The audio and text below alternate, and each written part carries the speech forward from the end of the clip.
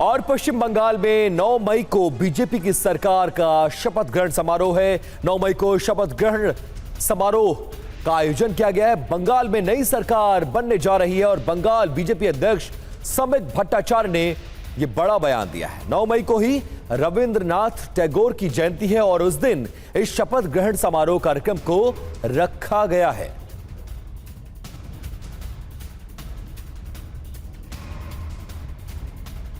प्रधानमंत्री जी काल घोषणा कर दिया 25 वैशाख 9 मई रविंद्रनाथ ठाकुर का जन्मदिन, उसी दिन में ये सरकार शपथ लेगी।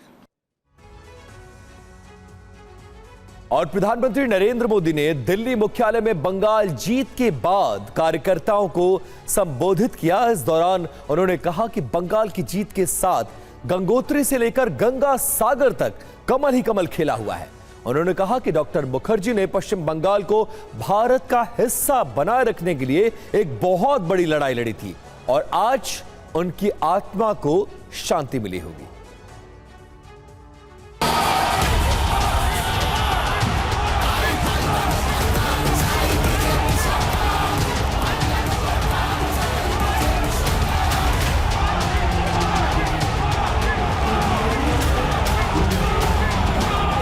बंगाल में महाजीत के बाद पीएम मोदी ने कहा कि बंगाल की धरती पर एक नए सूरज का उदय हुआ है।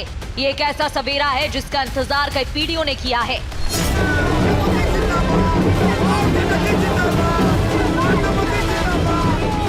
प्रधानमंत्री मोदी ने कहा कि पहली बार बंगाल में डर नहीं, लोकतंत्र जीता है। इस दौरान प्रधानमंत्री मोदी ने यह भी कहा कि पिछले साल 14 नवंबर को जब बिहार चुनाव के नतीजे आए थे, तब मैंने इसी जगह से आप सबको कहा था, गंगा जी बिहार से आगे बहते हुए गंगा सागर तक जाती हैं। पिछले साल 14 नवंबर को जब बिहार चुनाव के नतीजे आए थे,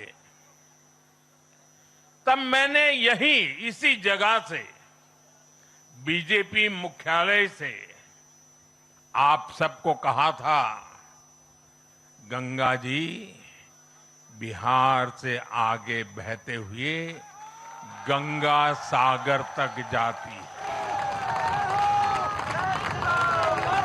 और आज बंगाल की जीत के साथ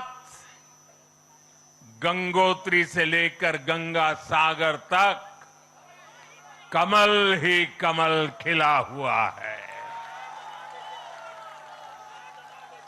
उत्तराखंड, उत्तर प्रदेश, बिहार और अब पश्चिम बंगाल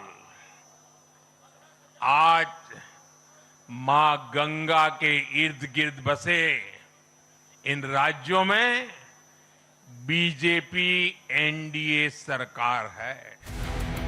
दरअसल पीएम मोदी ने बिहार में जीत के बाद ये भरोसा जताया था कि अब बिहार के बाद महाजीत की बारी बंगाल की है, जो कल सच साबित हुआ, वो भी 206 सीटों के साथ।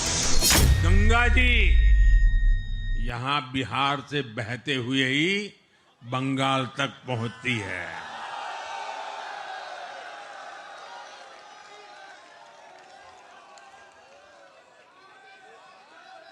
बिहार ने बंगाल में भाजपा की विजय का रास्ता भी बना दिया है।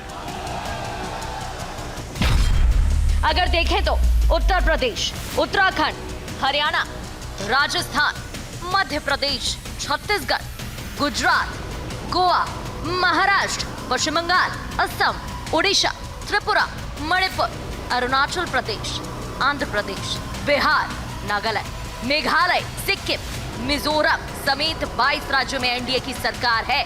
17 राज्यों में बीजेपी अकेले दम पर सत्ता में काबिज है।